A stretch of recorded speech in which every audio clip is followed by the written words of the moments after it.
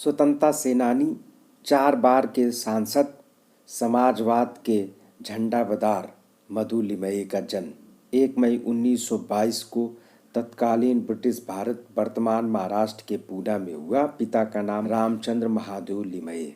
प्रारंभिक शिक्षा पूरी करने के बाद 1937 में फर्गुसन कॉलेज पूना में प्रवेश लिया। छात्र राजनीति में सक्रिय रहे। एस एम जोशी व एन.जी. गोरे के संपर्क में आए और उनसे प्रेरित होकर के स्वतंत्रता आंदोलन में भाग लिया। द्वितीय विश्व युद्ध के समय जब ब्रिटिश सरकार देश की जनता की इच्छा के विरुद्ध विश्व युद्ध में भाग लिया तो मधु लिमये ने विरोध में लेख लिखे, भाषण दिए। 1940 में उनको गिरफ्तार कर लिया गया। सितंबर 1941 में रिहा किया गया। भारतीय राष्ट्रीय कांग्रेस के समाजवादी आंदोलन में सक्रिय हो गए। 1942 में भारत छोड़ो आंदोलन में भाग लिया। भूमिगत होकर आंदोलन चलाते रहे। सितंबर 1943 में गिरफ्तार हुए और विभिन्न जेलों जैसे वर्ली एकता में हिरासत में रखे। 1946 में गोवा मुक्ति आंदोलन को डॉक्टर राम मनोहर लोहिया ने शुरू किया। 1955 में मधु लिमये ने भी गोवा मुक्ति आंदोलन के लिए गोवा प्रवेश किया। गोवा पुलिस ने 5 महीने तक हिरासत में रखा। सैन्य न्यायाधिकरण ने 12 साल की कैद की सजा सुनाई। 19 महीने गोवा में कैद रहे।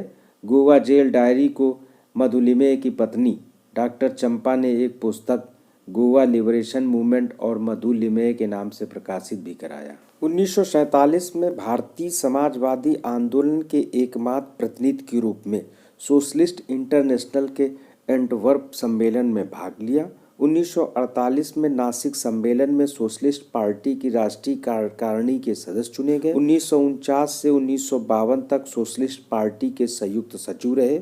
1953 में रंगून में एशियाई समाजवादी ब्यूरो के सचिव रहे।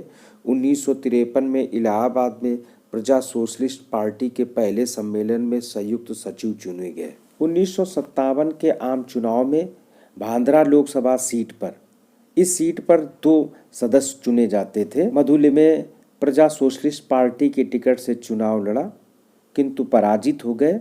इस सीट पर दोनों सदस्य कांग्रेस के चुने गए। 1962 में एक बार पुनः प्रसपा की टिकट से चुनाव लड़ा किंतु मधु लिमये पराजित हो गए। 1964 में प्रजा सोशलिस्ट पार्टी व सोशलिस्ट पार्टी का विलय हो गया।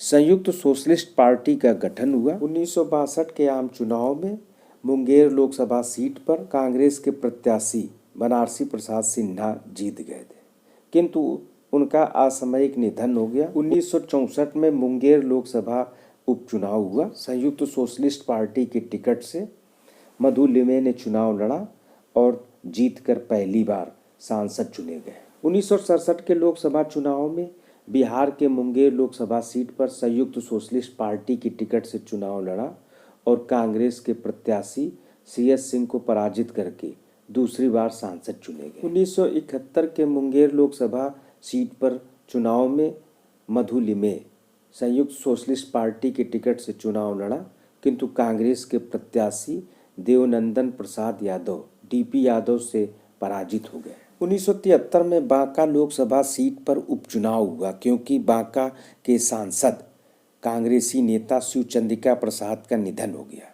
संसोपा संयुक्त सोशलिस्ट पार्टी की टिकट से मधु लिमये ने चुनाव लड़ा और मधु लिमये के विरोध में उनके सोशलिस्ट मित्र राजनारायण ने भी निर्दलीय पर्चा भरा। मधु लिमये ने कांग्रेस के प्रत्याशी चंद्रशेखर को पराजित करके तीसरी बार सांसद चुने गए। उनके साथी राजनारायण की जमानत जब्त हो गई। जेपी आंदोलन में सक्रिय भूमिका निभाई। एकजुट विपक्षी दल बनाने के प्रयास में सक्रिय भूमिका निभाई। जुलाई 1975 से फरवरी 1976 तक उन्हें आंतरिक सुरक्षा अधिनियम मीसा के मध्य प्रदेश के विभिन्न जेलों में हिरासत में रखा गया। 1975 में आपातकाल लागू हुआ। विरोध स्वरूप मधु लिमये ने सांसद सदस्यता से इस्तीफा दे दिया।